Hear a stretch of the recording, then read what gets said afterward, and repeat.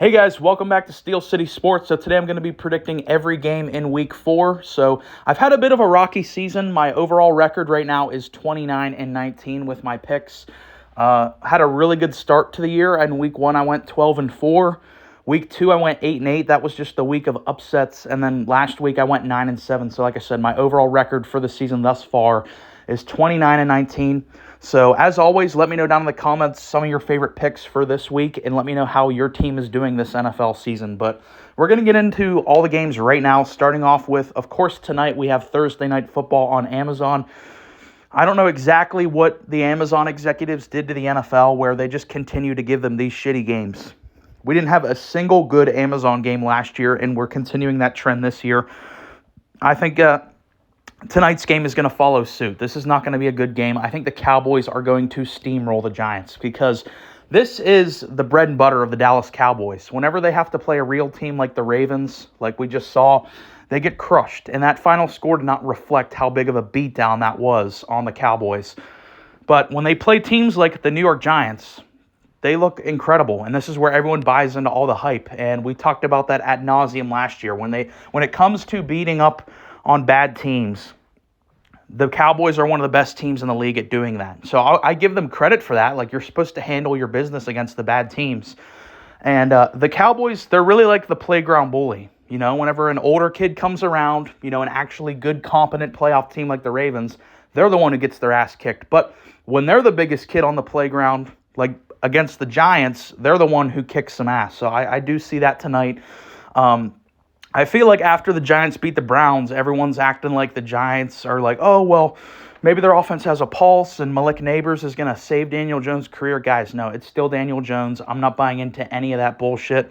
I still think the Giants are vying for the number 1 overall pick. So although I have a lot of problems with Dallas, this is their bread and butter, beating up on the dog shit teams. So give me the Cowboys tonight by big. I could see them just crushing the Giants. If you guys remember last year, I know they're different teams, but last year, week 1, when the Cowboys played the Giants, they won 40-0. So I could see kind of a similar outcome. Maybe not as dominant as that, but I do see the Cowboys winning pretty big here. Let's go to the Sunday slate of games. We have the Broncos going to New York to play the Jets. So we have kind of a Nat Hackett revenge game again. I have the Jets here. The Broncos, I've been trying to tell you guys, even when everyone was buying all the Bo Nix hype in the preseason, I didn't see it. I just think the Broncos are not a good team. They're a bad roster. They beat up on Tampa. I kind of attribute that more to Tampa just kind of overlooked them. Tampa got a little overconfident, and they were like, hey, we play the lowly Broncos. We don't really have to focus as much this week. After, 2 great wins, beating the Lions, who beat them in the playoffs, that was a big moral victory for them. So they were kind of riding high. I feel like the Bucs did overlook Denver last week. That's why Denver looked so good. And Sean Payton, he's going to have a couple games here and there where he just steals the game through his offensive scheme. I don't see that with the Jets. Now, I have a long list of problems with the New York Jets, but they're simply just a better team than the Broncos. I genuinely believe the Broncos are like a bottom 5 roster in the NFL. They just don't have a lot of talent. Aaron Rodgers is playing really good football. I still think it's going to come back to bite them in the ass whenever they play real teams, kind of like what happened when they played the 49ers. But they've done a good job of beating bad teams. They beat the Titans and they beat the Patriots. So they're 2-1 right now. People might be buying into the hype with the Jets. I still think they're going to win this game because Denver's not that good, but I still don't see the Jets as a playoff team. Say whatever you will. But I will give Aaron credit. He has been playing well this year thus far. Especially for a 40-year-old. Next game is the Steelers at Colts. So, of course, I'm rolling with my Steelers. Right now, we have by far the best defense in football. It's not even arguable. We're holding opposing teams to 8.7 points per game, which is unheard of. T.J. Watt is the favorite for Defensive Player of the Year right now. And Justin Fields, it's not like they're asking him to do a whole lot. So, it's like whenever people ask me, do you think Fields can keep this up? It's like, yeah, they're not like... They've put a very strong structure around Justin Fields where it's very clearly defined what his role is. Go out there, make some plays with your legs, make your reads. If a guy isn't wide open, then just go run for the first down. Give it your all with your legs, which is by far the best part of his game. So what we're doing with Justin Fields isn't that complex. So I think he can definitely keep it up. And a big reason why he failed with the Bears, there was no structure, there was no support system around him in Chicago. They were basically like, hey, Justin, you're our savior. Go out there and just fucking pull something out of your ass and make a play. That's not at all what the Steelers have done with Fields. It's a very scripted, very structured layout for how we want to use Justin Fields, and he's played that role perfectly this year. Has he been perfect? No. He's missed some bad throws. That turnover against the Chargers, I don't think was really his fault because it was batted up in the air. Like, what can he do about that?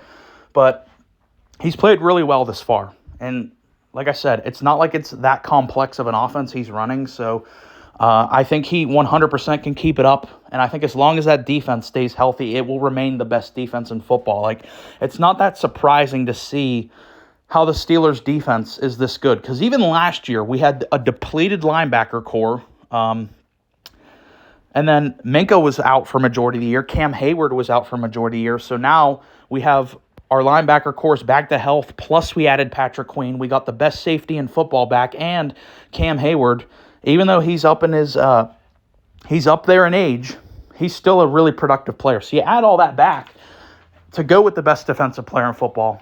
It's not really that shocking to me that the Steelers have the best defense in the NFL right now, and I think it will continue, especially against a struggling Indianapolis offense. With Anthony Richardson, I had very high hopes for him going into this year, and I'm not saying I'm abandoning Anthony Richardson yet, but I am starting to get really concerned with him in terms of his accuracy.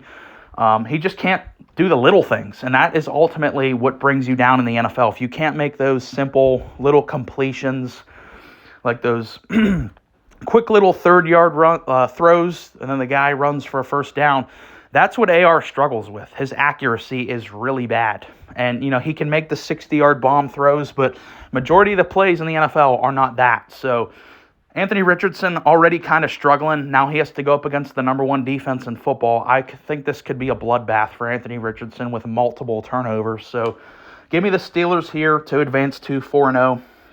And it's not like the Colts defense is that good either. So I don't think Fields is going to be struggling that much.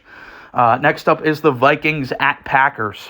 Now, it hasn't been 100% officially confirmed yet that Jordan Love is going to play in this game, but if I had to bet money, Jordan Love will play in this game.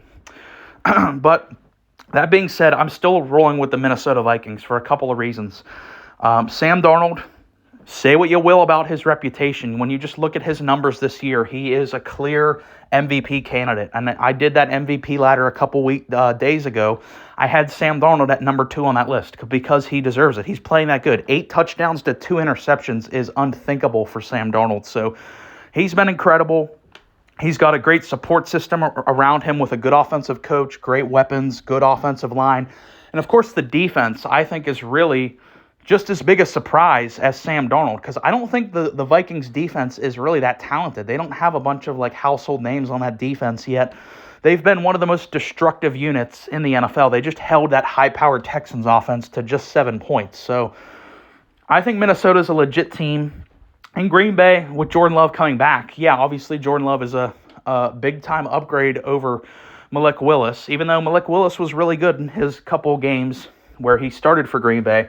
Jordan Love's obviously a far better player, but it might take some time for him to get back into the swing of things because it was a leg injury.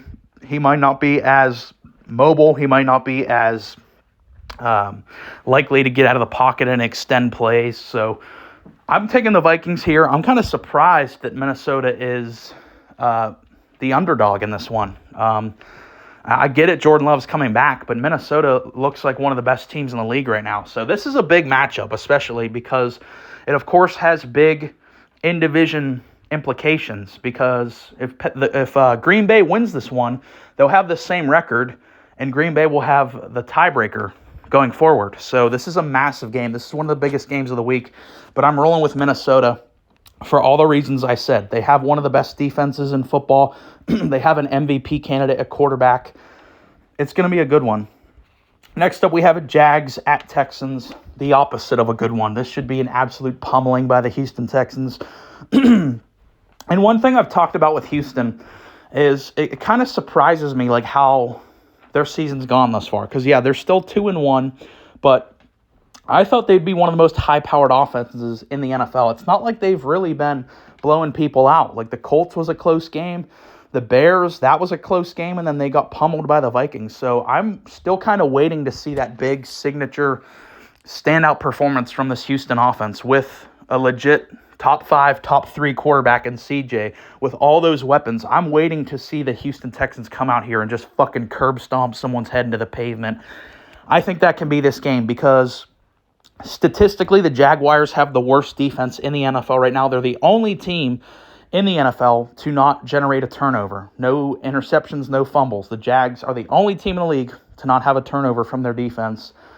So I think Houston is just going to have their way with them. Even the Jags' offense with T-Law is just not good. It's very limited. That would drop the Jags to 0-4, and it's hard to believe Doug Peterson would last much longer after that. So, yeah, give me the Texans. Should be a bloodbath. Next, we have Saints at Falcons. This, to me, is another really big matchup. Of course, it's an in-division one. It was really difficult for me to pick one here. I went with the Falcons. I'm going to just continue to ride the train of I don't think the Saints are as good as a lot of people thought they were after the first 2 weeks, because when you look at the teams that they eviscerated, it was the Panthers. You and me could go beat the Panthers right now if we threw on some football pads. And then the Cowboys, who have one of the worst defenses in the NFL right now, objectively. I don't think Mike Zimmer is a good defensive coordinator in the year 2024. Feels outdated to me. They couldn't do really anything to stop the run. And then, of course, that was on full display against Baltimore. So, yeah, and then they ran into Philly. Philly doesn't even have a good defense, especially their secondary. Philly is not a good defense, yet that defense under Vic Fangio held that offense to just 12 points. And I think Atlanta has a far better personnel collection than that Eagles defense, and I think Raheem Morris is a better defensive mind than Vic Fangio right now. So I see the Saints just continuing to get exposed, and when people were freaking out after those first 2 weeks about the Saints, I kept saying, you can go back and listen to me on this channel saying it, it's still Derek Carr. I don't care how good he looks. I don't trust Derek Carr. So maybe I'll be wrong. They'll come out here and torch Atlanta, and I'll admit I was wrong. I'm not afraid to be wrong, but I've seen Derek Carr play in big games, and I know how Derek Carr performs in big games. This certainly is a big game because of the playoff implications for this division. So definitely one to watch out for. I'm rolling with Atlanta here. They're a lot better than what their record says at 1-2. They probably should have beat the Chiefs. I've gotten a lot of shit for saying the refs help out the Chiefs. The Chiefs fans are getting a little crazy with that because I've been a big Chiefs supporter, especially in the playoffs last year. I picked the Chiefs in every game they were in.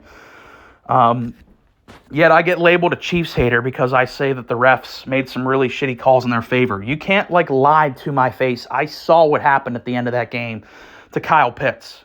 You cannot look me in the face and tell me that if that happened to Travis Kelce, they wouldn't have thrown the flags. There would have been 50 flags on that fucking field if Travis Kelce would have been fucking suplexed like Kyle Pitts was. So that's bullshit.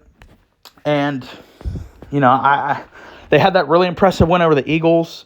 They got crushed by my Steelers, but of course that's because we're the best defense in football. So Atlanta, I think, is a better team than what their record reflects, and I think they get back on track here with a big win over the in-division rival Saints.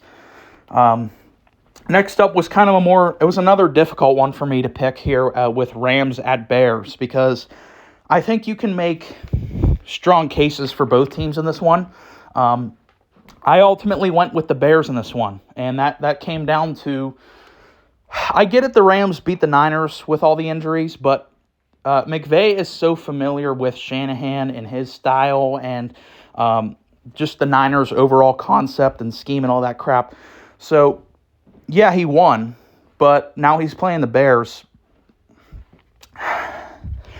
I don't think it's sustainable for the Rams with how many injuries they have. I get it. Stafford is playing really good football.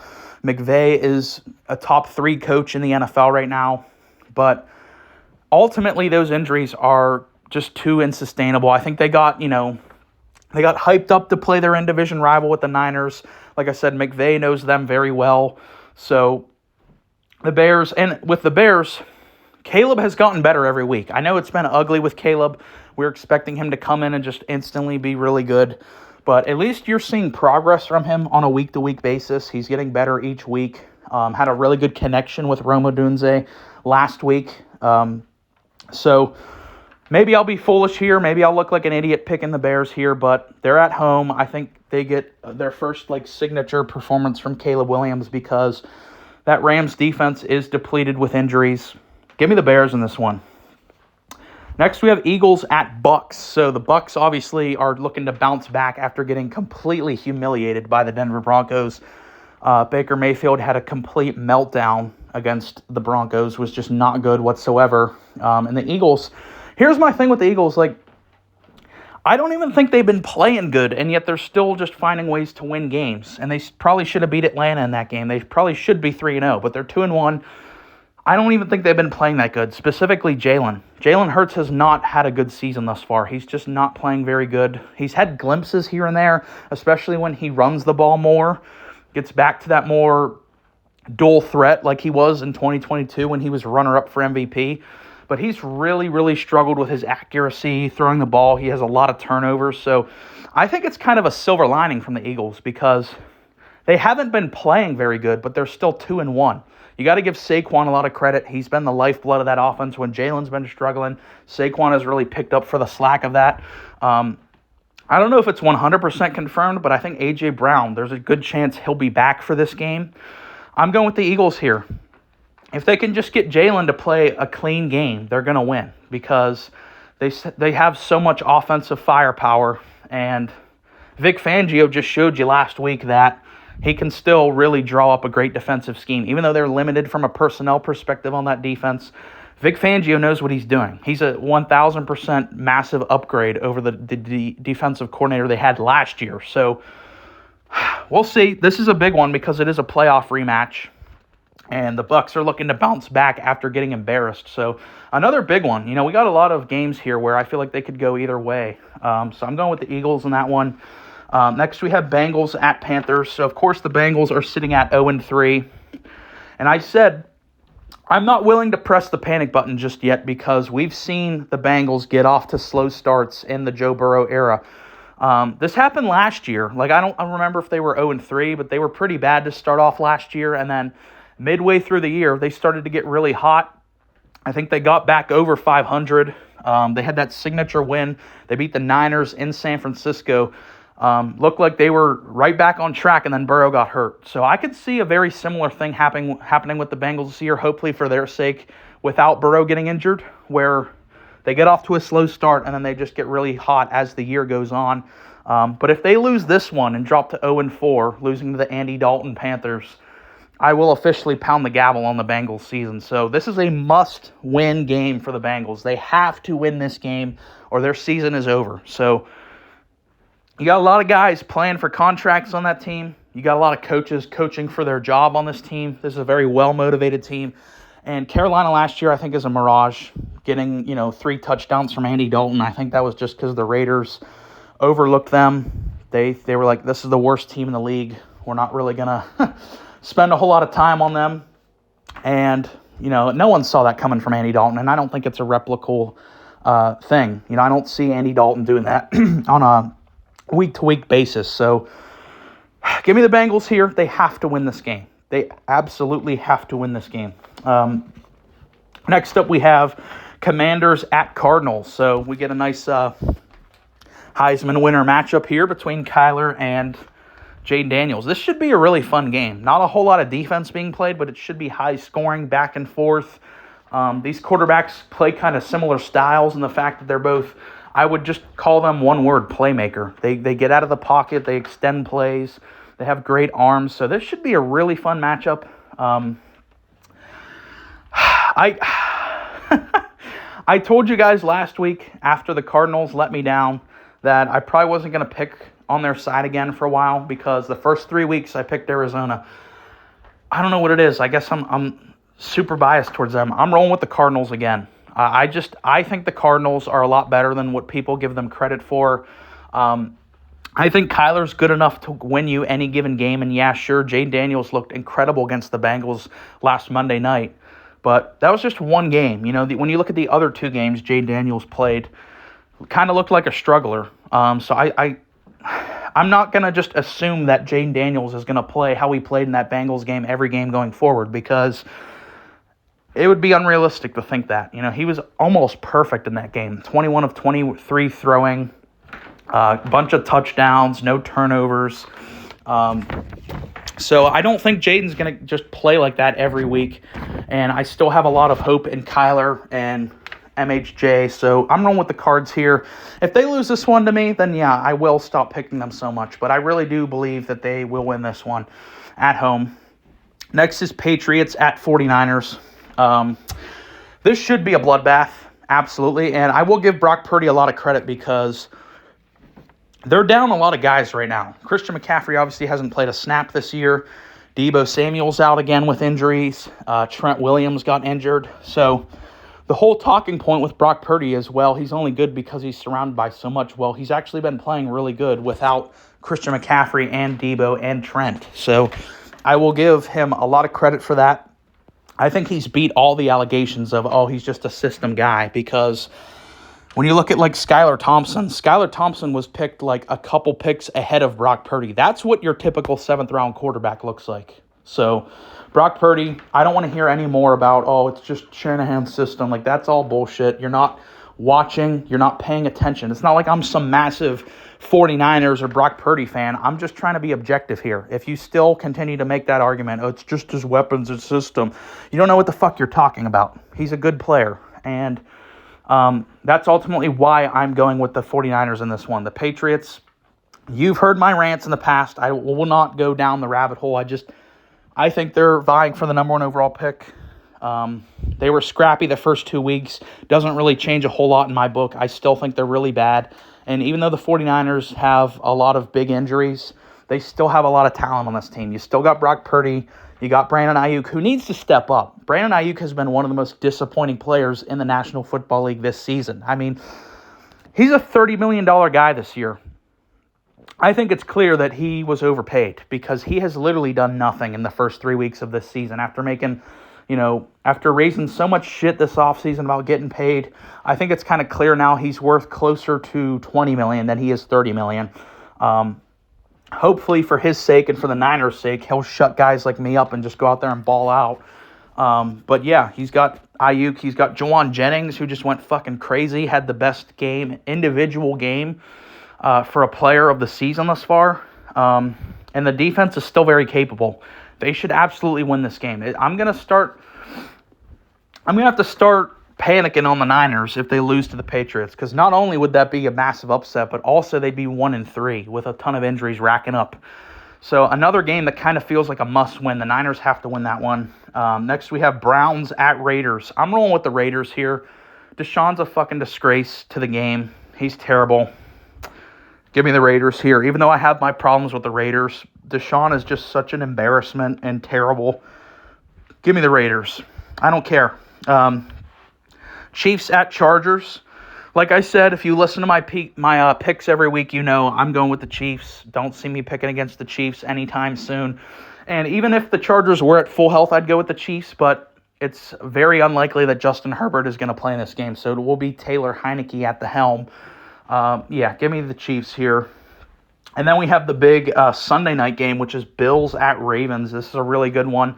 This has felt like the two teams in the AFC. Obviously the Chiefs have dominated the league. These are the two teams that are like the little brothers to the Chiefs. They've been the teams every year we're like, can one of these teams step up and dethrone the Chiefs? So this is a big matchup between, I think this will solidify who the number 2 team is in the AFC, because Baltimore is definitely better than what their record reflects, sitting at 1-2.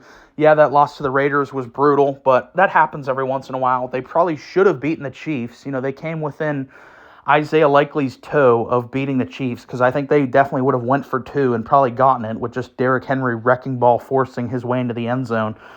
They probably would have beaten the Chiefs if Isaiah Likely's toe was like an inch back. And they just absolutely curb stomped the Cowboys in Dallas. So the Ravens are a lot better than what their record reflects. So I still think they're a playoff team, even though they've gotten off to a slow start. But I'm going with the Bills here. And it's actually kind of surprising to me that the Bills are the underdogs in this matchup just for how good they've looked. To me, Josh Allen is in the driver's seat for MVP. I don't know if the sports books reflect that. I haven't looked, but Josh Allen for me is head and toes above anyone in the MVP race right now. He is in the driver's seat for that. And it's just so interesting how their offense looks without Stephon Diggs, because I think you can argue this is the best their offense has looked in the Josh Allen era. And it's kind of crazy to say that after you lose a talent like Stephon Diggs, but it's a much more spread offense, I think even Josh Allen has said it. It's like, we're not worried about stats. We're not worried about getting the ball to a particular player. We're just worried about throwing to the open player. And with the pairing that with the emergence of James Cook as running back, James Cook has changed this offense where Josh Allen no longer has to put on his Superman cape every week and just carry the entire offensive load with not only throwing the ball, but also being the Bills' leading rusher. He doesn't have to do that anymore because James Cook is a legit stud. This is the best their O-line has looked in the Josh Allen era. The defense, despite losing all those guys, still looks really good. Von Miller looks rejuvenated. So I'm going with the Bills here. This is a really, really massive matchup. I'm glad they put this in a primetime slot because this is really, like I said, these are the teams that are scratching at the heels of the Chiefs. So we'll see who the clear number 2 AFC team is. And then we have another doubleheader on Monday night. I don't know why they keep doing these doubleheaders. It'd be one thing if you put one on and then put the one directly after it, but they basically take place at the same time. I don't fucking get why that's a thing, but let's look at the games. Titans at Dolphins. I can't believe I'm going to do this, but I'm actually going to pick the Titans to win a football game. As bad as Will Levis has been, he's better than Skylar Thompson. He'll have a couple throws here and there where you're like, okay, there's something there, and then he'll make a reckless turnover and kind of cost them the game. But the Skylar Thompson offense put up 3 points last week against Seattle, and I get it. Seattle has a great defense. Tennessee's defense is no slouch either. The Titans, from a roster perspective, is definitely a better team than what their record reflects. It's just Will Levis has completely thrown the games away, but I still think he is better than Skylar Thompson. So as crazy as it sounds, I'm rolling with the Titans in this one. And then, of course, we have Seahawks at Lions. Big matchup. This is where the Seahawks can really prove if they are one of the better teams in the NFL, because they are 3-0 right now, but they don't have the most impressive of wins. They beat the Broncos. They beat the Patriots. I'm blanking on who they played last week. I don't know why. But they don't have the most impressive of wins, So if they beat the reigning NFC champs, not NFC champs, a team that was in the NFC championship game with Detroit, that would really prove to me that Seattle's a legit team. Because right now they're 3-0, but it's very early in the season. So I don't know if Seattle is fool's gold or not. This is where they can prove whether they are fool's gold or not. Geno's been playing really good. I actually had him tied at 5th in my MVP ladder because that's how good he's been playing. The defense has looked really good. Mike McDonald looks like a great hire. All that being said, I'm going with Detroit here because this is by far the best team that Seattle has played this year. I think it's going to be kind of a wake-up call for Seattle. And Detroit, they just need to continue to utilize their run game. That's what they got back to doing against Arizona. They were like, hey, we have the best running back tandem in the league and a top 3 O-line. Why don't we just fucking use that? Because big reason why they lost to Tampa, they just simply asked Jared Goff to do too much. They had him attempt 55 passes, which is just mind-blowing. They got back to their run game with Arizona, and I think they're just going to continue to do that here with Seattle. So give me the Lions. That's been all my Week 4 picks. Let me know down in the comments, like I said earlier, your favorite picks for the week, some of the bets you might be making, and how's your NFL team doing this season. If you made it this far, appreciate you listening. Please like and subscribe.